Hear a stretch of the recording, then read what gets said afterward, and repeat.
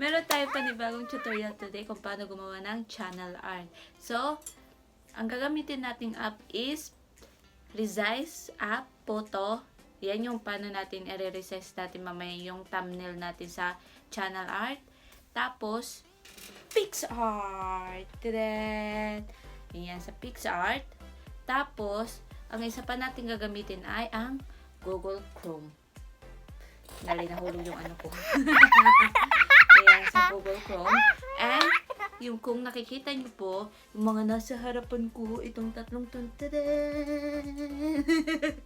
yan po yung ating gagamiting app mamaya.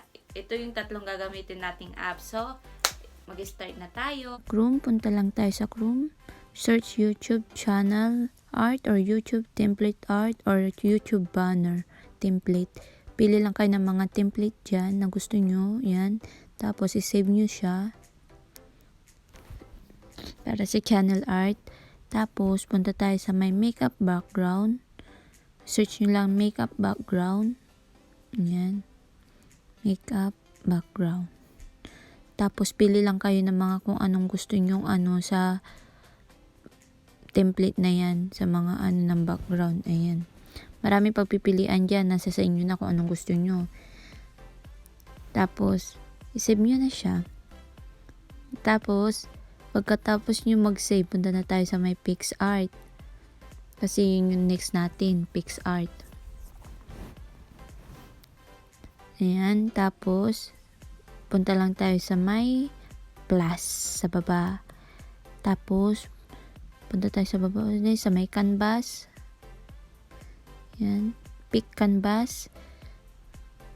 Check nyo lang yan. Tapos, 1920 by 1080. Then, check. Ayan, punta tayo sa may add photo.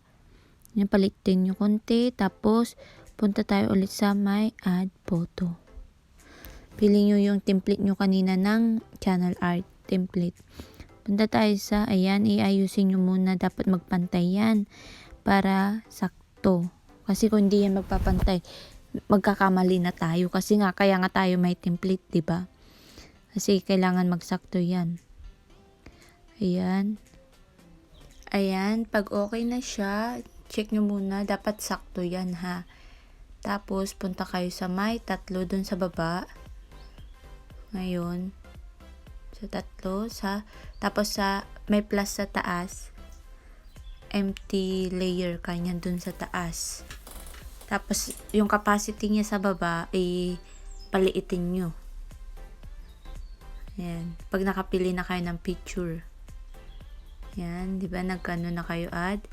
Punta ulit tayo sa may add photo. Yan.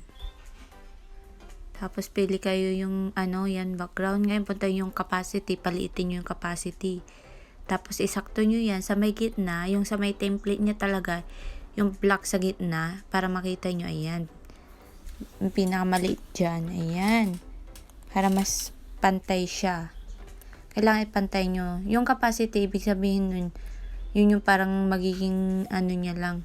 Para makita nyo sa background yung gaano ka liit yung template at matansya natin. Ayan. Kung okay na yan, yung capacity, palakihin natin.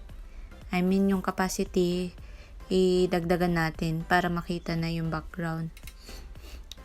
Sandali, hindi pa siya pantay. Ayan. Pantay na siya. Tapos, punta tayo ulit dun sa may tatlo sa baba. Ayan, yung sa capacity sa baba. Palakihin nyo lang yan. Para nyo lang siguro 100%. Ayan. Tapos, kung okay na siya dyan, check nyo muna. Kung okay na yan, isave na natin siya dun sa may arrow sa taas. Save and share. Ayan. Dapat kailangan nakasave lagi yan. Nasa save sa baba. Download photo. Save pala sa baba. Sorry. Ayan. More. Save image. Kasi pag hindi yan nakasave, wala. Hindi maisisave sa photos nyo. Tapos, punta ulit tayo sa exa. Tapos, sa may plus sa baba. Yan, sa may plus sa baba. Tapos, yung photo sa taas. Yung ginawa nyo kaninang photos. Ayan. Tapos, press lang natin yung add text. Tapos, add text. Maglagay lang tayo ng ating name, MG Live. Siyempre, yung YouTube channel ko naman ang lagi ko ilalagay, di ba? Para ma-promote naman yung aking YouTube channel. So, pag okay na yan, maraming kulay tayong pagpipilian. At marami ring font na tayong pagpipilian. Marami tayong pagpipilian na font at color. Depende sa inyo kung anong kulay at sa font ang gusto nyo design. Meron naman dyan. Paliitin, palaking nyo lang. Punta natin sa gitna yun sa may banner natin. Nasa sa inyo naman kung anong kulay ang gusto nyo at design. Kung para sa inyo, iba't iba naman tayo kasi ng taste, diba? So, ayan, purple, pink. Tapos yun sa may font natin, ayan. Ayan, palitin lang natin konti or palakihin. Depende naman sa inyo kung anong gusto nyo talaga. Pag okay na yan, magpunta ulit tayo sa text. Yung kung lagyan natin ng lifestyle blog or blog lifestyle. Kahit ano dyan, kung ano yung trip nyo sa buhay nyo. Hindi ko kayo pipigilan. Basta maglagay lang kayo ng kung anong design nyo sa channel art nyo or banner nyo sa taas ng inyong YouTube channel. Parang cover photo ba? Ayan. Kahit font, basta kahit anong gusto nyo na kulay, depende sa inyo. Tapos punta ulit tayo sa may add photo kung okay na sa inyo yung lifestyle vlog sa baba sa ano nyo na text. Ayan. Punta naman tayo kung anong picture ang gusto nyo. Kung gusto nyo pang magdagdag ng picture, nasa sa inyo naman yun kung dadagdagan nyo ng picture o text lang. Sa akin kasi gusto ko ng maarte. Siyempre, gusto mo rin naman na pack yung iyong channel, di ba? Kailangan mo rin naman, depende sa inyo kung saan mo ilalagay yung pagmumukha mo dyan. O, kung okay na yun sa inyo, sandal palakin natin konti. Siyempre, kailangan din naman natin pack yung channel natin, di ba?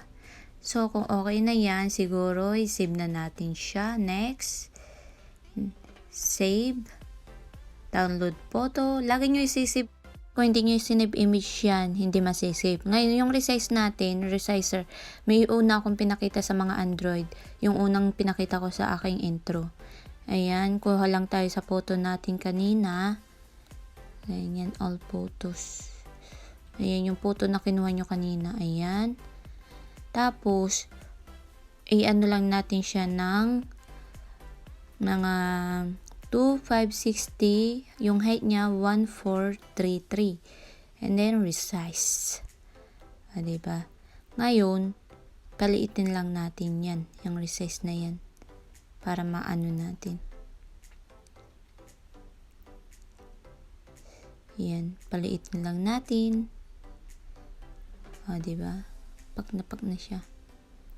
Ayan. Ayan. Yan. Ngayon, punta na tayo sa may save lang natin yan. Pag natapos yung patalastas na yan, i-save nyo na siya. Ayan. Congratulations. Tapos, punta na tayo sa ating channel art sa Chrome. Ayan. Sa may Chrome. Ayan. Punta tayo sa ating YouTube channel.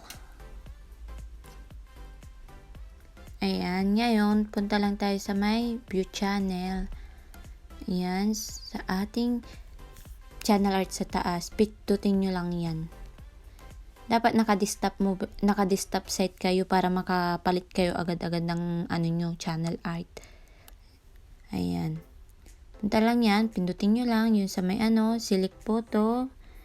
Tapos, punta kayo sa may gallery nyo. Tapos, yung ginawa natin kanina. Ayan. Ngayon, yan na, lalabas na yung katuturan na ginawa natin. Pagka okay na yan, yan, na-check nyo na siya. Ayan na siya. Tapos, isave nyo lang. Ngayon, i-browse natin ulit para makita natin. Punta tayo sa isang YouTube app natin. Sa YouTube app, ayan, okay na siya. And thanks for watching. Hope you subscribe to my channel and please press the notification bell below para sa other tutorial na aking gagawin. Thank you and mag-suggest po kayo kung gusto nyo po. Bye-bye!